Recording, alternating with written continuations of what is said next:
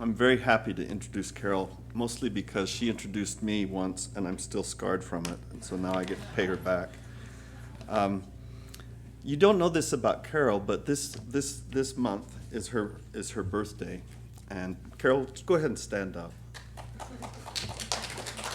And Chris Crow tells me that it's going to be her 60th birthday. Isn't she well preserved? Okay. Any rate, to be a little more serious, I can't be serious though. Last time Carol and Sherry picked me up to go someplace, I looked in the car and there were these two weird creatures in there, and when I opened the door, they had helmets on. I don't know what they were doing. Carol Lynch Williams integrates her life and her fiction. By this, I mean that while there is an autobiographical element in her work, what she does in her fiction, she does in her life. Return love for cruelty. Much of her life has involved one person or another being cruel to her, but instead of returning cruelty, she returns love. Probably not always kindness, I asked her daughters, but love. The science fiction writer Lois McMaster Bujold wrote that she puts her characters into the most difficult situations she can imagine and then watches them to see how they will work their way out. This is Carol's pattern. Carol's characters are already, from the beginning of the novel, in difficult situations. They face the death of family members, abusive parents, abandonment by their parents, aging, divorce, and even child prostitution.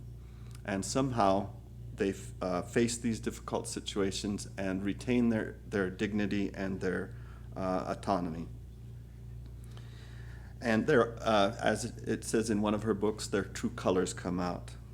I chose one book to look at just for a second, and this is Carolina Autumn.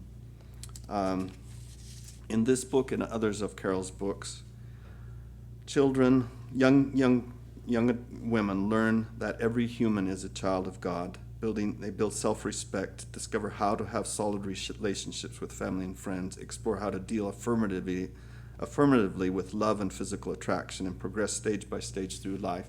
But her characters do this in the most difficult of situations.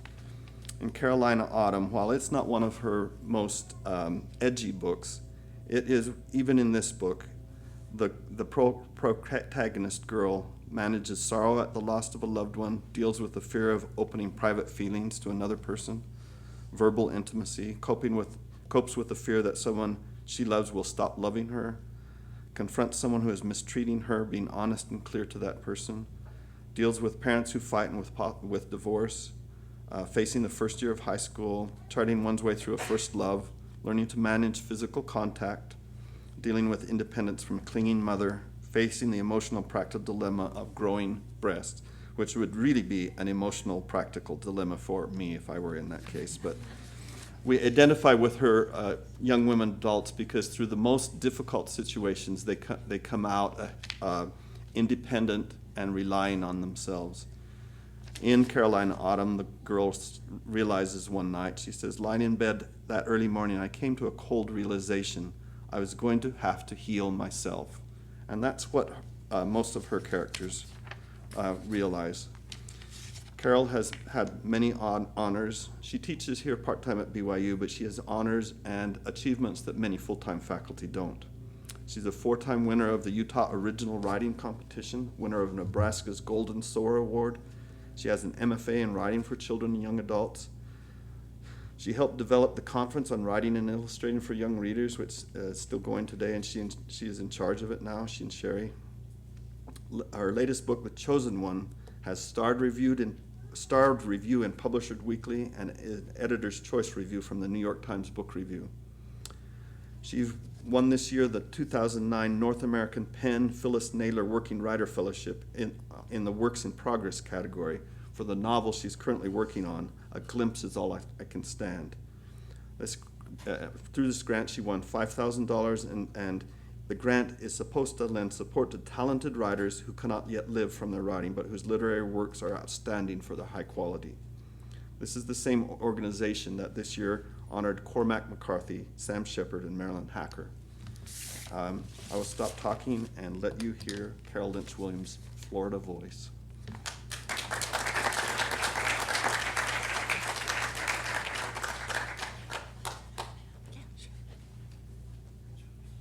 We're going to show you the cover of that book that won the Phyllis Naylor Reynolds Award. I just got it yesterday. And they've changed the title. They always change the titles of my books, and they've changed the title to Glimpse. There it is. Doesn't that look great? Don't you love it? I do.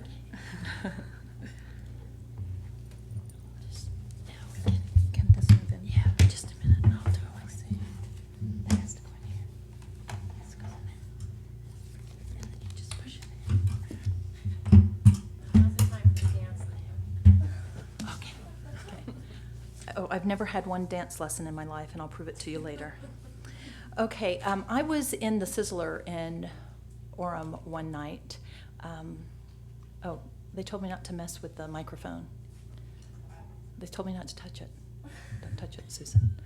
Okay, she did that really well. Anyway, so I was in there. It was New Year's Eve or something, and the restaurant was open. A big line of people came in, and behind my then husband and myself came in a man and woman who were truck drivers, and I think they lived in some central state.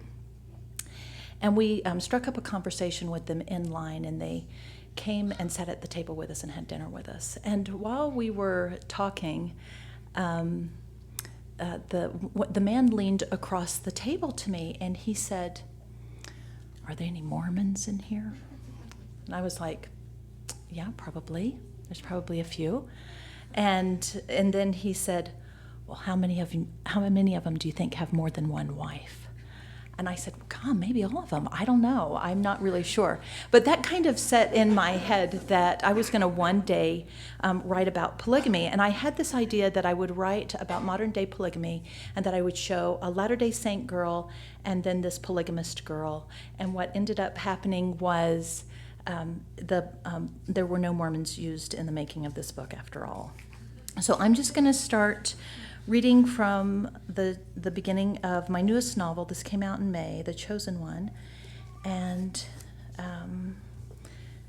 Susan told me I could read the whole novel to you, and that'll take 3 hours maybe, but we'll be out as promptly in 3 hours. So, okay. Would you help me watch time, Susan, though? Okay. If I was going to kill the prophet, I say, not even keeping my voice low, I'd do it in Africa. I look into Mariah's light green eyes. She stares back at me and smiles, like she knows what I mean and agrees, like she's saying, "Go on, Kira, tell me more." I kick the toe of my sneaker into the desert sand. Even this late in the evening, with the sun sinking over my shoulder, the ground is left over hot from the day. I can feel the heat through the soles of my shoes, feel the heat coming up from the ground, through my tights, right under the skirt of my past-the-knees dress. There isn't even a bit of breeze. I'm not sure how I'd kill him, yet. I pause so Mariah can see I am dead serious. Then I take in a big breath of air and plow ahead. But once he's gone, I'd drag his body right next to a termite nest. Not a thing would be left of him in 3 hours. There are termites in Africa that can do that. No one would ever know what happened. Again I pause. I look off toward the setting sun that has changed the desert from orange to deep red. Not quite the color of blood, but close enough. Overhead, stars start to fill the eastern sky, just bits of light. I shrug. All of him would be gone. Every speck. No evidence left. Mariah smiles at me again and lets out a bit of baby laughter. I shift her from one hip to the other, then lean close, smelling powder, and from the desert around me, sage. I touch my lips to her face, so soft and smooth. 8 months old, this baby, my youngest sister, is as sweet as new butter and just as fat. I love her. Oh, I love her. I'd kill him first for me, I say into her cheek, my lips still resting there, my eyes closed. And then I'd kill him for you. Then I'd kill him for the rest of our sisters and our mothers and the other women here. Kira! I jump. Mother Claire's voice carries out over the sand and rock and brush that make up this part of our land surrounding the compound. The sound is so clear I worry maybe she's heard me. Kira, Mother Claire calls again. She stands on the porch to her trailer, the light of her place spilling out around her. I see you out there. Come inside. You know we have company coming in a few minutes. Get in here now. Coming, I say, but not loud at all. Mother Claire is the mean one. She's Mariah's mother, my father's first wife. My true mother, Mother Sarah, is sick in bed with pregnancy. She would stand up to this wife, at least for me. She has before. but she can't right now because she's not well. Mariah lets out a gurgle. In the lingering light, I can see that she's sleepy. Sleepy from my swaying and the heat in my voice, maybe. She puts her head on my shoulder and lets out a big yawn. Lucky girl, I say. You might sleep through this tonight.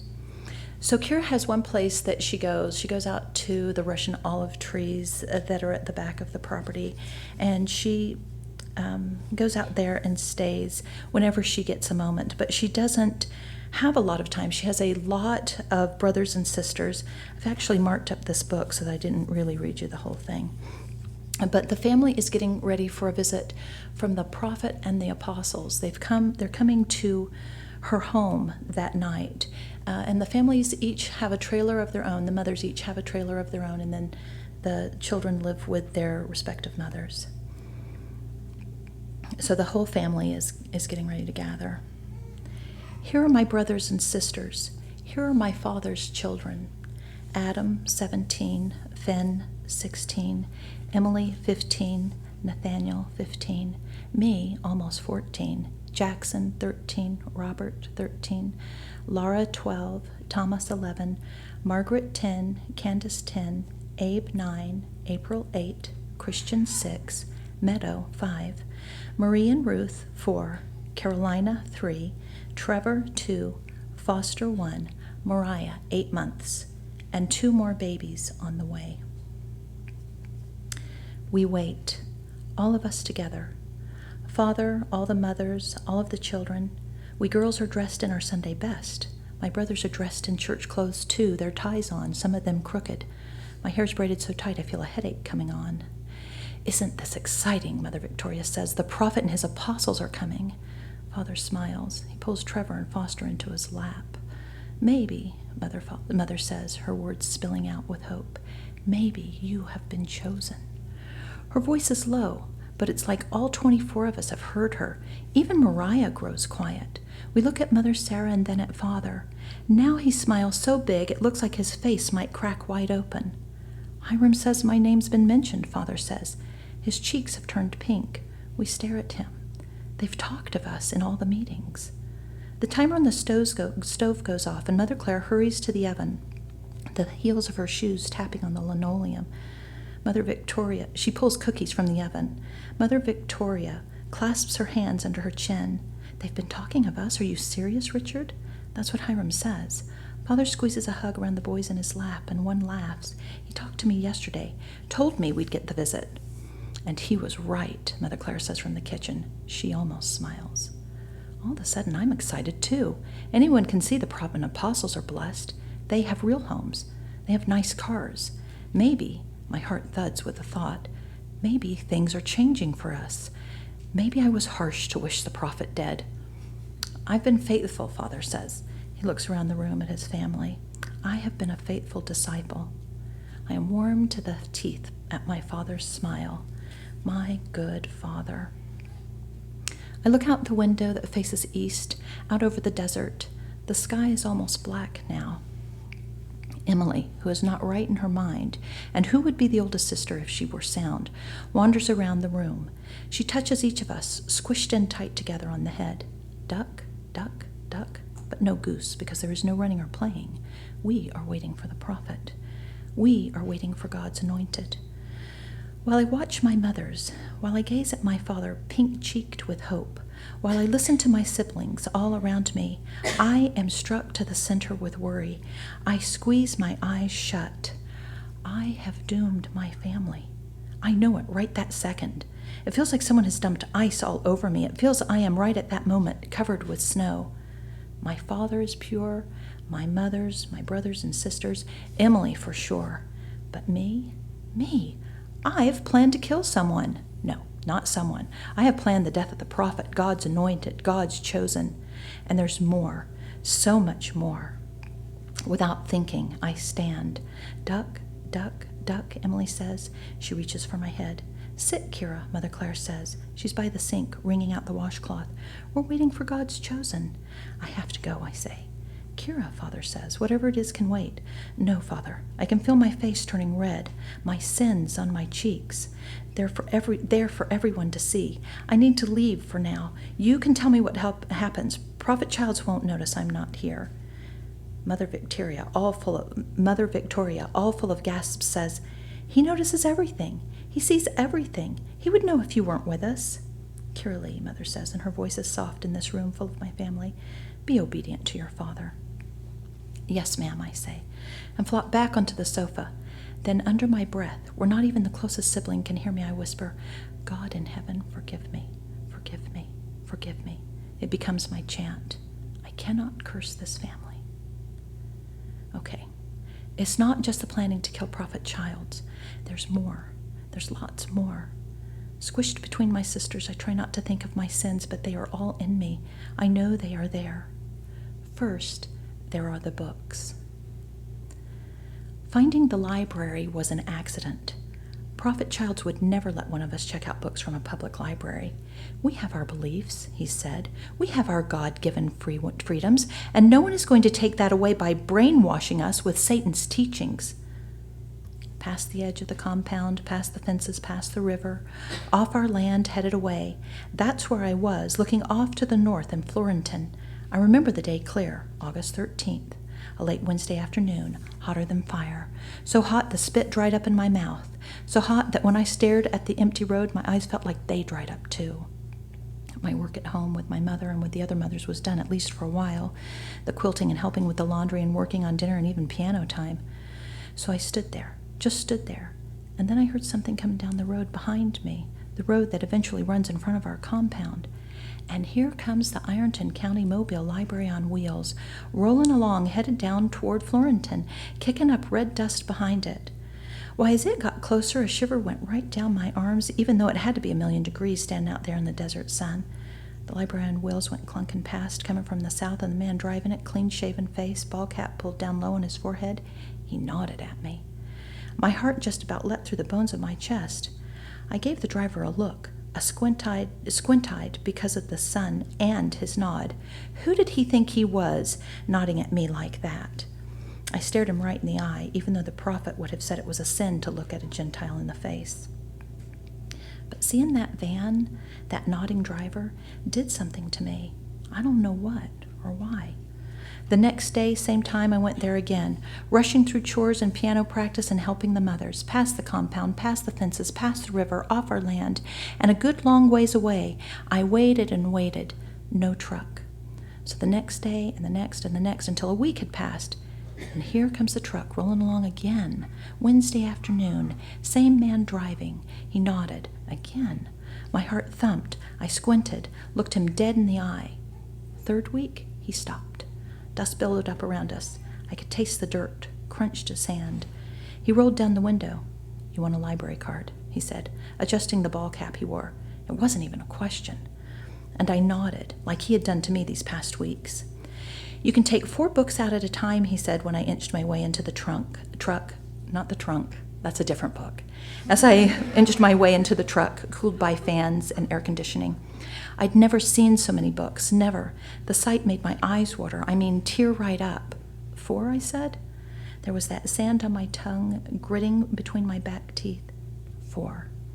I eyed the man, eyed the books, stood still, my heart thumping. Maybe just 1, I said. You can start with this, he said, and handed me something from a basket near his feet. A girl just your age turned it in at my last stop. She said she loved it. I loved it myself. His last stop? Another girl? He had read this book? I took the novel from him and glanced at the cover. Bridge to Terabithia. I was there just a minute, and I only took the one. One, I knew, would be easier to hide.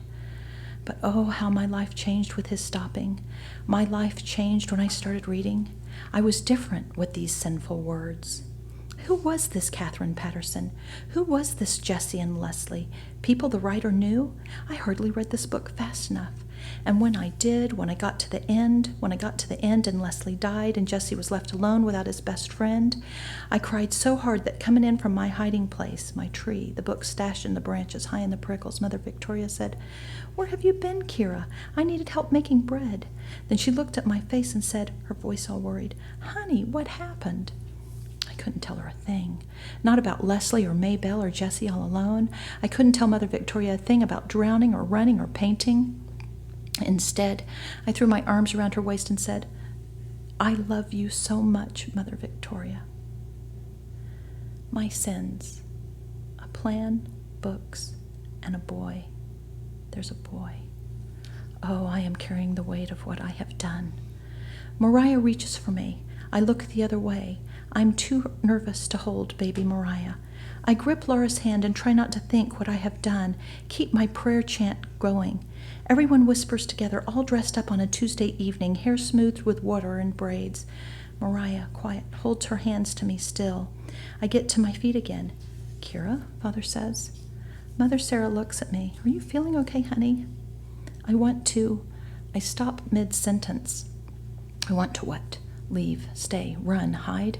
I was thinking about playing the piano, I say. A big, fat lie. One more sin added to all that I carry. "No piano now, Kira," Father says. And right when he says that, there's a tap on the door. "They're here," Margaret says, and Mother Sarah says, "Coming to see us," and sits up straighter. She is pale in the light of the bare bulb hanging from the ceiling. I can see her face is damp with sweat. She must feel awful. Father sets Trevor and Foster on the floor and goes to the door. "Quick," I pray one more time. "Please, dear Jesus, please." Everyone is silent. The only sound is Father's church shoes. The room has grown hot with our being together. "Ow," says Laura. "Sorry," I say, realizing I'm squeezing her hand too hard. I let go. "Please, please, Jesus, I'll believe. I'll be good if you choose my father. I'll never think of killing anyone again, I swear it." I can't quite say anything about the reading, and there's no time to think anything more than Joshua's name. Father opens the door. "Prophet Childs," he says. "Brother Fields, Brother Stevens, welcome." "Oh," Father's voice sounds full of smiles. "Hiram, I didn't see you back there. Come on in." The four men move into the room. We offer our prophet the comfortable chair, and he takes it. Mother Victoria moves to the floor and sits near his feet. The other brethren, including my uncle, settle into the kitchen chairs. "Brother Carlson," Prophet Child says. "He is thin as a tree, tall, with eyes so dark they look black. His brown hair is slicked back from his forehead, the comb lines visible. He smiles at us all, lifts his hands to us. Look at this family. Look at your heritage to the Lord, Brother Carlson." My father nods, beaming. Mother Victoria wraps her arms about Emily, who says, the prophet, see him?" and lets out a laugh full of joy. "Quiet the girl," Sister Victoria, Uncle Hiram says. His eyebrows meet right over his nose with his unhappiness. "Hush now, Emily," Mother Victoria says. "Duck, duck, duck," Emily says. "Shh, shh," Mother Victoria whispers. "Shh, for now, my sweet girl." Emily goes quiet, but she looks me right in the eyes and grins full on. She gives me a thumbs-up sign, and if I weren't so worried about everything, I would laugh. "Brother Carlson," Prophet Child says to Father at last. Father nods, hands clasped. His face is still pink, but there's worry near his mouth. I have joyous news. Laura, sitting so still beside me, takes in a breath of air. Now she grabs my hand and squeezes. I have been in the belly of the temple for some time, thinking, praying, he points his finger toward the light bulb, and talking with God. It has been revealed to me that your oldest daughter, Sister Kira, is to wed Apostle Hiram Carlson. She will be his 7th wife in the Lord. The room goes dead quiet, not one sound. I think, Father hasn't been called after all. And then the Prophet Child's words sink in, sink in, sink in. Me? What? Me to be married? I think I have no blood. I think I have lost the ability to breathe. Is this not a joyous occasion? Prophet Child says, and Brother Stephen lets out a praise God from whom all blessings flow. Uncle Hiram looks right at me. I feel my face burn. The ceremony is in 4 Sundays after services, the prophet says. It's at that moment I find my tongue. What? I say. In a bright light as the sun, the revelation came, Prophet Child says. He stares over our heads like he is seeing things all over again. The two of you at the stone altar wearing the ceremonial dress, Brother Hiram standing, you kneeling at his feet. I saw it all. I saw it all. You have been saved for him. Uncle Hiram nods. I will treat you well, Sister Kira, he says. We will raise children unto the Lord. I can't do that, I say, sick just like that to my stomach. I stand, Laura holding my hand so tight my fingers have gone purple.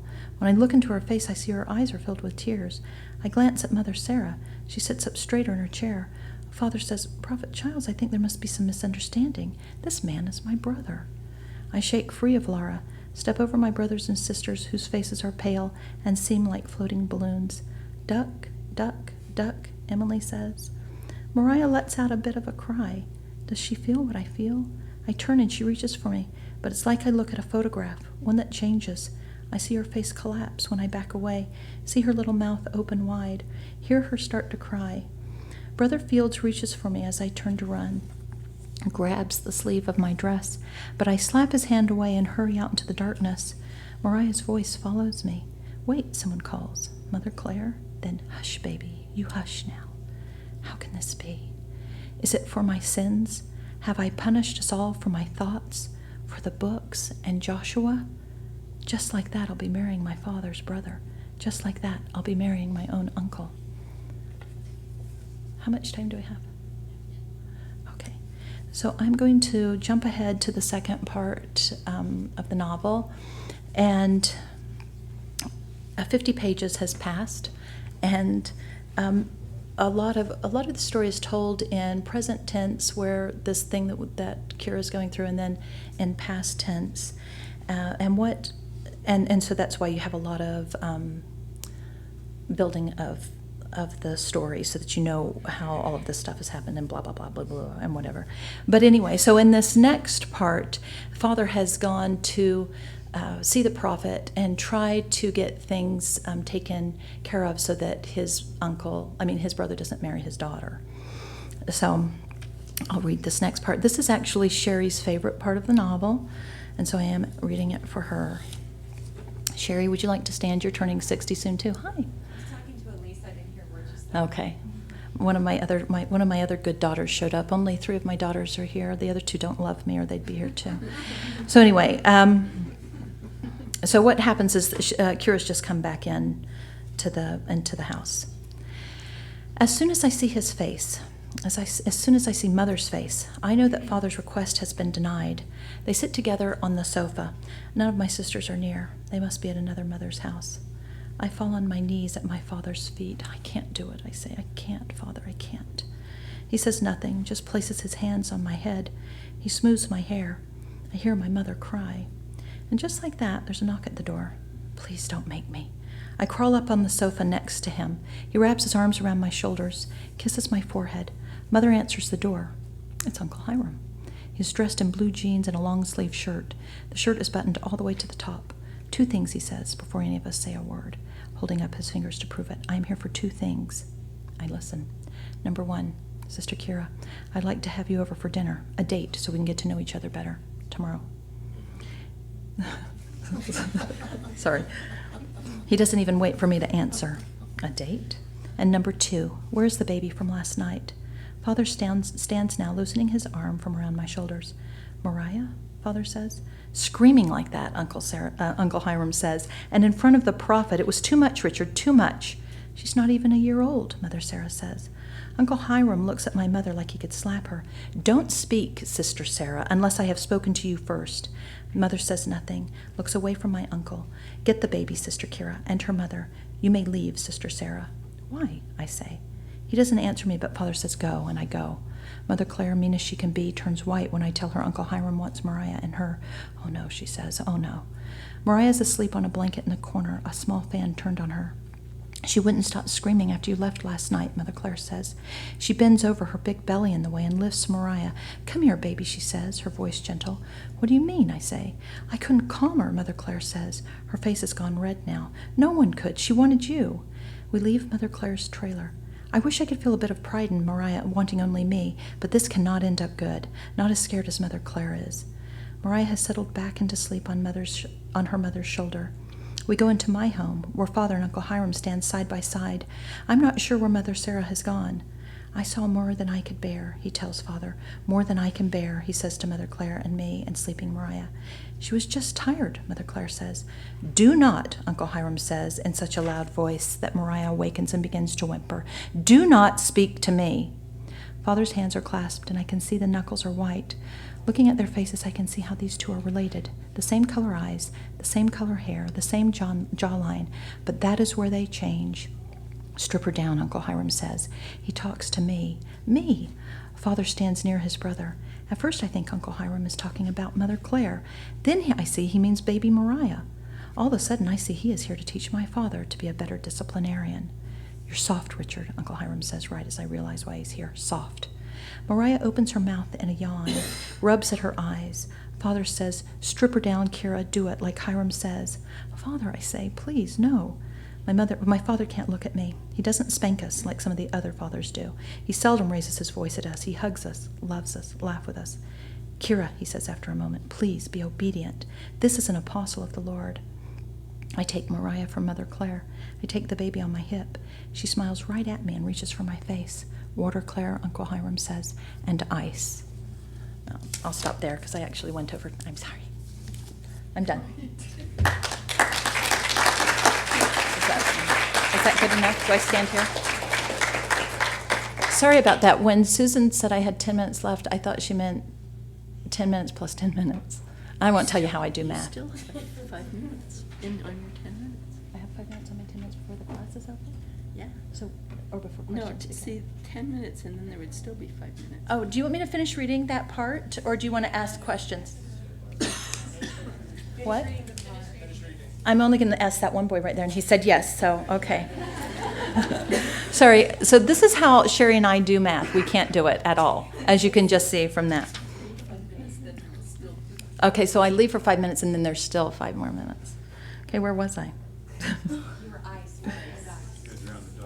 I was going to drown the dog. Water and ice. He said water and ice. Oh, okay. I take my time removing Mariah's clothes. My heart thumps. From the kitchen, I can hear Mother Claire filling the tin basin, first with ice, then with water. Sweet baby, I say. Sweet Mariah. I think I'm getting a headache. There's a pain behind my eyes.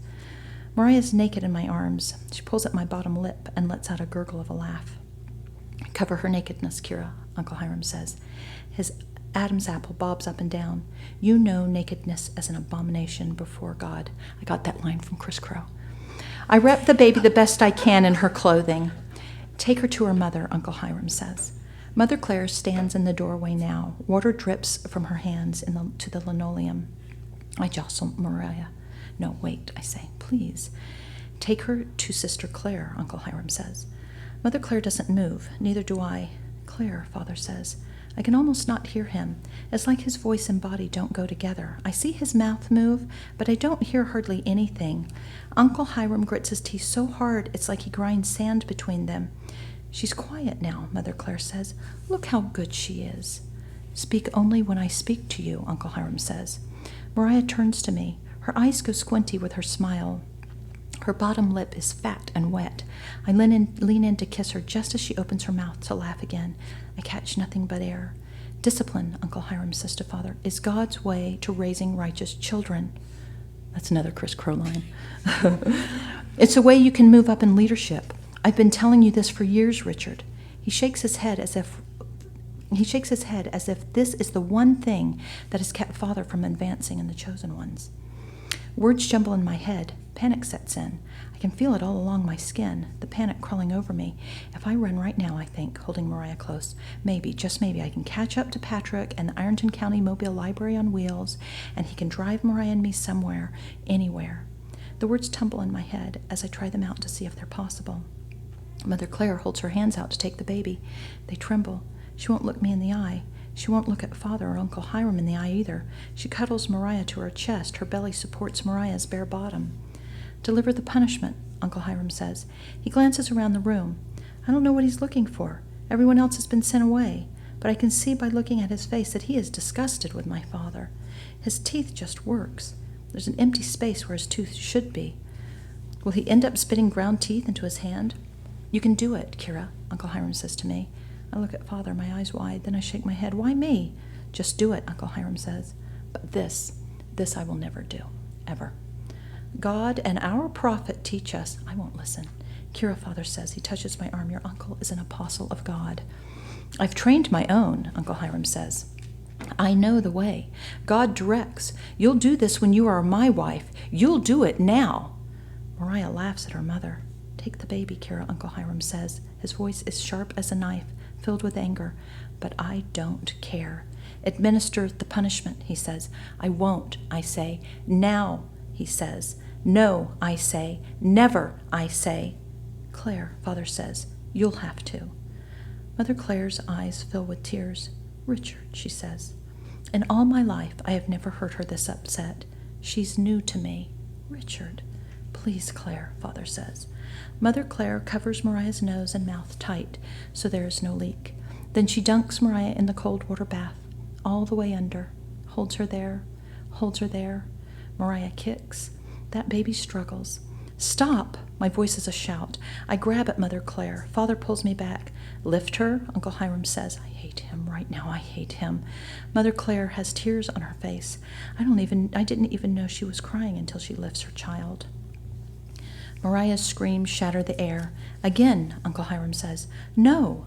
Am I the only one alive here? Is it just me and this baby? And again, he says, stop it. Father holds me with both hands, keeps me from Mother Claire, and then enough.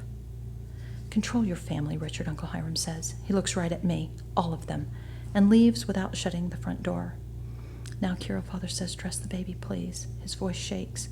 He and Mother Claire, who is wet all down the front of her dress, stand there quiet. Mother Claire looks at the floor. Tears drip from her face. Her hands are red from the ice water. I clutch Mariah to me. Her lips are blue.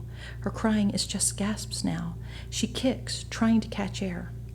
Father, I say, she can't breathe. I pull her cold body to mine, slap her little back. She's like a chicken taken from the fridge. Father, it feels like I can't breathe either.